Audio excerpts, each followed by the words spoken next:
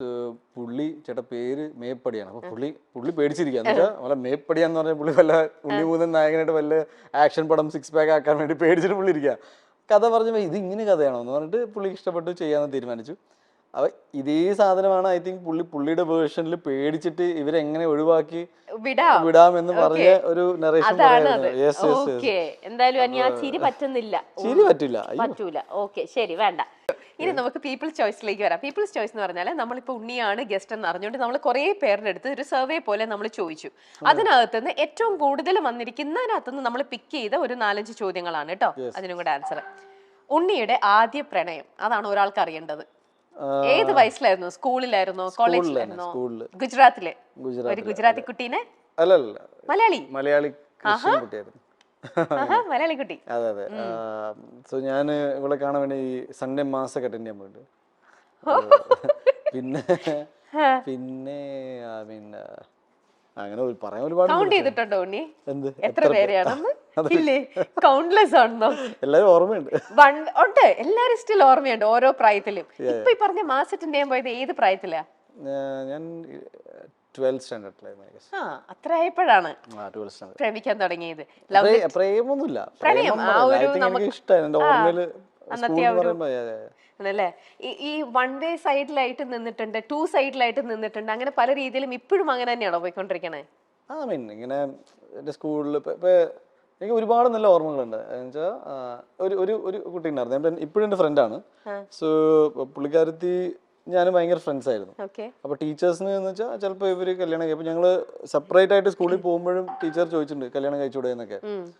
അങ്ങനെ ഒരു പോയിന്റിൽ അപ്പൊ പുള്ളിക്കാരത്തി രാജ്പൂത്താണ്, അവിടുത്തെ രാജ്പൂത്ത്. അപ്പൊ ഞാൻ വീട്ടിലേക്ക് പോകുമ്പോഴേ അപ്പൊ ആന്റി നിങ്ങൾക്ക് ഓക്കെ ആണെങ്കിൽ നമുക്ക് കല്യാണം. അപ്പൊ ഞാൻ നോക്കുമ്പോൾ പേടിച്ച് ഇതെന്തായിരുന്നു. ഞാൻ പറയാം ആന്റി അങ്ങനെയൊന്നുമില്ല, ഞാൻ ഫ്രണ്ടാണ്. പിന്നെ ആന്റി ഭയങ്കരമായിട്ട് അവരുടെ ഒരു ഡിഷ് ഉണ്ടാക്കും, ഒരു ചപ്പാത്തി പോലത്തെ എന്തോ, ഞാനത് കഴിക്കാനാണ് പോണത്. അപ്പൊ ഞാൻ പിന്നെ ഇവളോട് പറഞ്ഞു ഇങ്ങനെ. പിന്നെ ഇവൾക്ക് ഒരു 23-24 ആയപ്പോ she was like let's get married. ഞാൻ പറഞ്ഞു 23-ൽ ഞാൻ എന്ത് ചെയ്യാൻ, എനിക്ക് ഒന്നുമില്ല. അപ്പൊ ഞാൻ ഇപ്പൊ നാട്ടിലേക്ക് ഇങ്ങനെ സിനിമയൊക്കെ ആയിട്ട് വരാൻ നിൽക്കാം.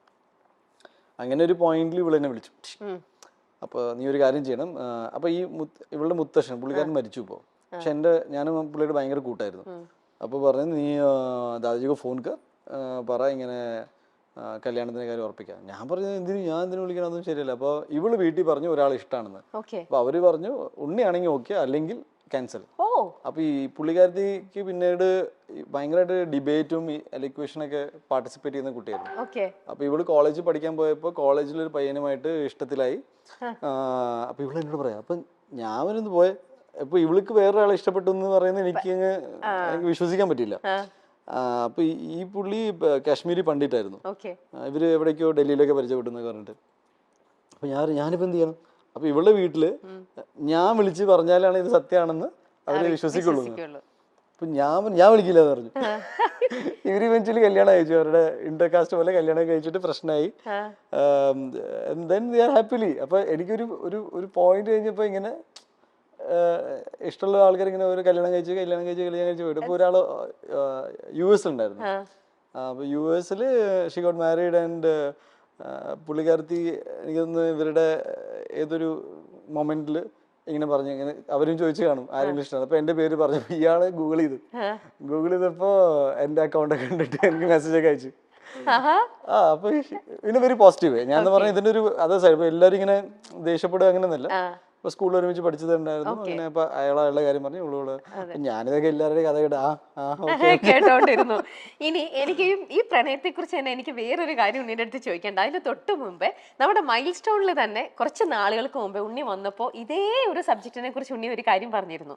അതെന്താന്ന് ഓർക്കുന്നുണ്ടോന്ന് എനിക്കറിയില്ല, നമുക്ക് നോക്കാം എന്താന്ന്. ആരുടെയും കല്യാണം കണ്ടിട്ട് അസൂയ തോന്നിയിട്ടുണ്ടോ? പിന്നെ ഇപ്പൊ എനിക്ക് അതാണ് പണി.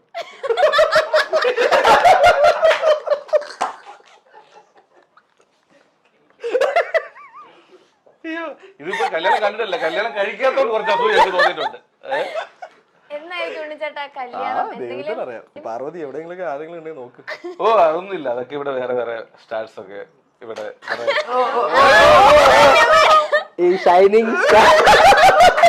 അയ്യോ എന്താണ് ഉണ്ണി അത്? എനിക്കറിയില്ല. പാർവതി ഇങ്ങനെ ചോദിച്ചപ്പോ ഇങ്ങനെ ബേസിക്കലി എൻ്റെ കല്യാണം നടക്കാത്തതുകൊണ്ടും ഇവർക്ക് ഇത് തന്നെ ചോദിക്കേണ്ടത് എന്താണ് കല്യാണം blah blah blah. ഇപ്പൊ ഞാൻ ചോദിക്കട്ടെ, വീട്ടിൽ അച്ഛനും അമ്മയും പറയുന്നുണ്ടോ ശരിക്കും എല്ലാ കല്യാണ വീട്ടിലും കാര്യം? ഉണ്ടാവുമല്ലോ. അവര് ആലോചിക്കുന്നുണ്ടോ ഉണ്ണിക്ക് ഒരു അറേഞ്ച്ഡ് മാരേജ് ആണോ അതോ ലവ് മാരേജ് ആണോ കൂടുതൽ താല്പര്യം? എന്തെങ്കിലുമൊക്കെ നടന്നാൽ മതിയായിരുന്നു. അങ്ങനെയല്ല, ചിലർക്ക് ഇപ്പം നമുക്ക് ചിലർക്ക് സെറ്റ് ആവില്ല അറേഞ്ച്ഡ് മാരേജ്, എന്നാൽ ചിലർക്ക് ലവ് മാരേജ് സെറ്റ് ആവില്ല. അപ്പൊ അങ്ങനെ ഒരു ഉണ്ണിയുടെ ഒരു പെർസ്പെക്റ്റീവ് എങ്ങനെയാണ്? ഞാൻ ഇതിന് ഭയങ്കര ഇപ്പൊ ഇത്രയും സീരിയസ് ആയിട്ട് ഞാൻ ചിന്തിക്കാറില്ല ആക്ച്വലി. കല്യാണത്തെ കുറിച്ച് ഇതുവരെ സീരിയസ് ആയിട്ട് സീരിയസ് ആയിട്ട് ഇങ്ങനെ അയ്യോ കല്യാണം നടന്നിട്ടില്ല അതുകൊണ്ട് എന്തോ പ്രശ്നമാണെന്ന് ഇല്ല. അത് എന്നാലും അമ്മ പറഞ്ഞുകൊണ്ടിരിക്കല്ലേ മോനെ ഡെഫിനറ്റ്ലി. അപ്പൊ നമ്മളിങ്ങനെ പറയും ഓക്കെ നിങ്ങൾ നോക്കൂ നോക്കൂ, ഓക്കെ നോക്കൂ ഏതെങ്കിലും ഒരാൾ കണ്ടുമുട്ടുവാണെങ്കിൽ നമുക്ക് നോക്കാം. ചെയ്യാം.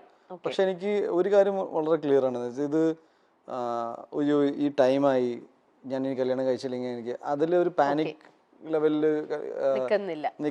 നിന്നിട്ട് എന്തെങ്കിലും ഒരു എടുത്തു ചാടി ഒരു തീരുമാനം ചെയ്യും ഈ കാര്യത്തിൽ ഞാൻ ചിന്തിക്കുന്നുണ്ടെന്ന് പറയാം. എടുത്തു ചാട്ടം ഇല്ല. ഓക്കെ, അപ്പൊ പിന്നെ അത് വഴിയെ വരേണ്ട സമയത്ത് വരേണ്ട ഒരു പോലെ. സമയത്ത് സംഭവിക്കുമെന്ന് വിചാരിക്കുന്നു. ഓക്കെ, അപ്പൊ ശരി, അതുവരെ ഓക്കെ, അത്രേ ഉള്ളൂ.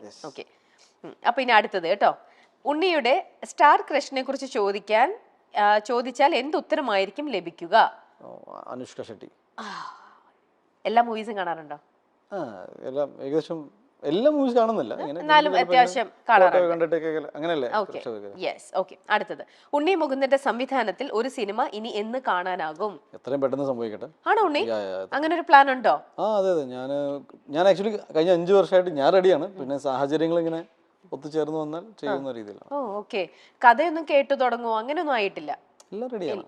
ആണ്. ഓൾമോസ്റ്റ് ഞാൻ എന്ത് ചെയ്യണം എന്ന് എനിക്ക് ധാരണയുണ്ട്. അത് അതിന്റെ ഒരു ലോജിസ്റ്റിക്സും പിന്നെ അത് ചെയ്തെടുക്കാനുള്ള ഒരു ടൈം, പിന്നെ എന്റെ ബേസിക്കലി ഇതിനെല്ലാം തടസ്സം വരുന്നത് ആഗ്രഹമുണ്ട്. അപ്പോ ഞാനിപ്പോ കമ്മിറ്റ് ചെയ്ത സിനിമകൾ കംപ്ലീറ്റ് ചെയ്യണമെന്നാണ് പ്രയോറിറ്റി. അപ്പൊ അതുകൊണ്ട് എന്നിട്ട് ചെയ്യാമെന്നുള്ള പ്ലാനില്. Okay, good. അഭിനയിച്ച നായികമാരിൽ ഇനി ഒരു തവണ കൂടി അഭിനയിക്കണമെന്ന് തോന്നിയത് ആരുടെ കാര്യത്തിലാണ്? ഇതൊക്കെ ഓരോരുത്തരും ചോദിക്കുന്ന കേട്ടോ, ഓരോരുത്തർക്കും അറിയാനുള്ള ഓരോരോ അഭിനയിച്ച നായികമാരിൽ. ലാസ്റ്റ് ഇപ്പൊ ഞാൻ ജയഗണേഷിൽ വർക്ക് ചെയ്ത മഹിമയുടെ ഒപ്പം വർക്ക് ചെയ്യാം. ഐ തിങ്ക് ഞാൻ വർക്ക് ചെയ്തതിൽ വെച്ചാൽ വൺ ഓഫ് ദി മോസ്റ്റ് ഈ അടുത്തായിട്ട് ഭയങ്കര പ്രൊഫഷണൽ ആണ്.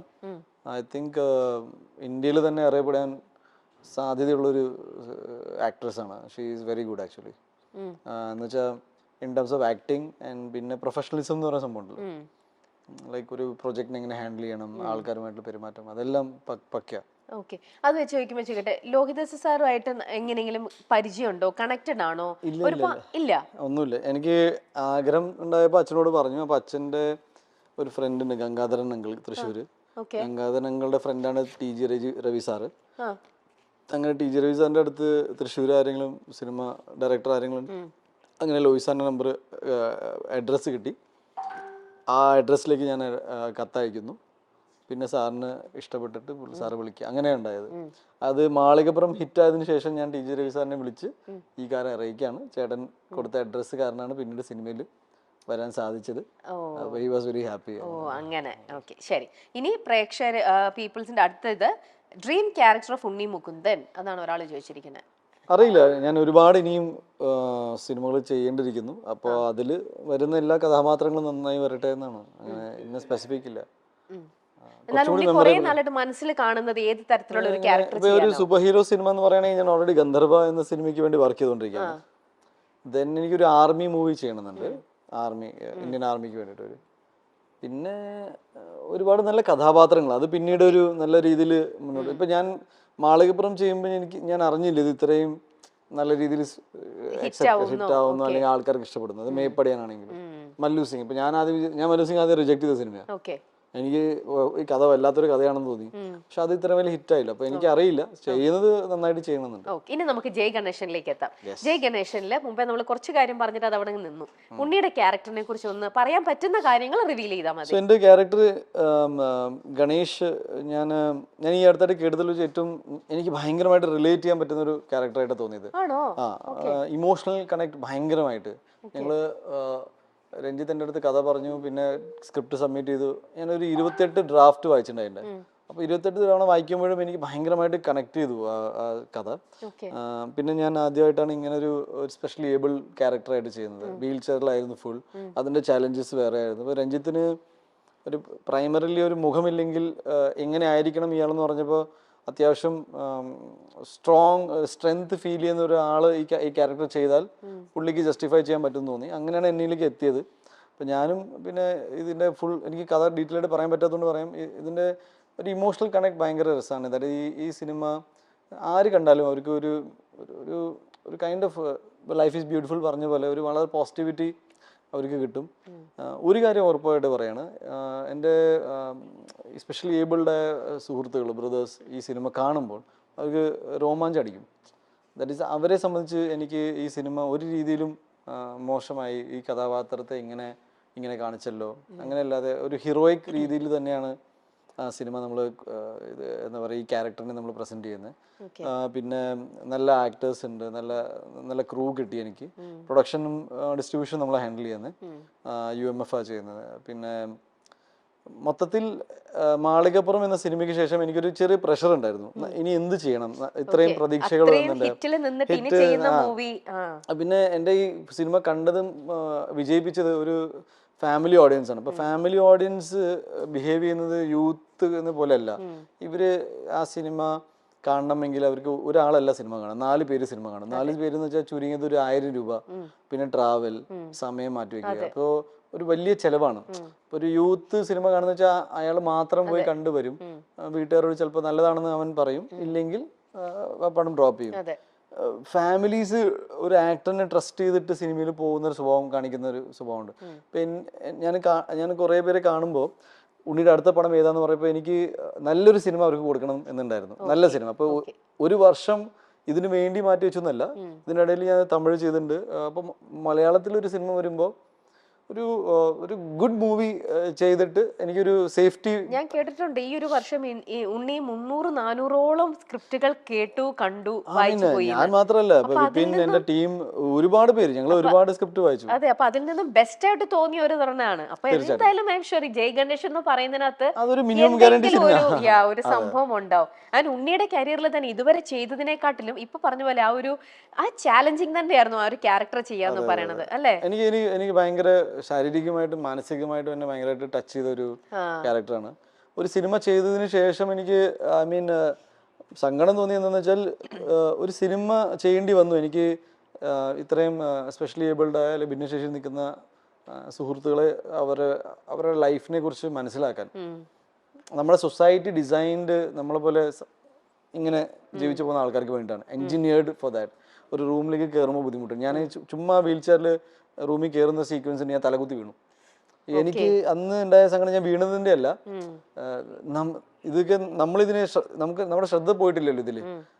സോ ഡെഫിനറ്റ്ലി ഈ സിനിമ കൊണ്ട് ഞാനതൊരു നല്ല വ്യക്തി എന്ന രീതിയിലും മോർ എന്താ പറയാ കമ്പാഷനേറ്റ്, നമുക്ക് അറിയാൻ പറ്റി, ഫീൽ ചെയ്യാൻ പറ്റി, ഇമോഷണൽ കുറേ സാധനങ്ങൾ. പിന്നെ ഞാൻ പറയട്ടെ, ദൈവം എന്ത് ടെൻഷൻ വന്നാലും എന്നെ ഇങ്ങനെ ആക്കിയല്ലോ എന്നതിന്റെ ഒരു കടപ്പാടുണ്ട് ദൈവത്തിനോട്. എന്ന് വെച്ചാൽ ഓക്കെ, എവറിങ് ഈസ് ഫൈൻ. നമ്മുടെ ആരോഗ്യം നമ്മുടെ കൂടെ ഉണ്ടെങ്കിൽ തന്നെ വലിയ കാര്യമാണ്.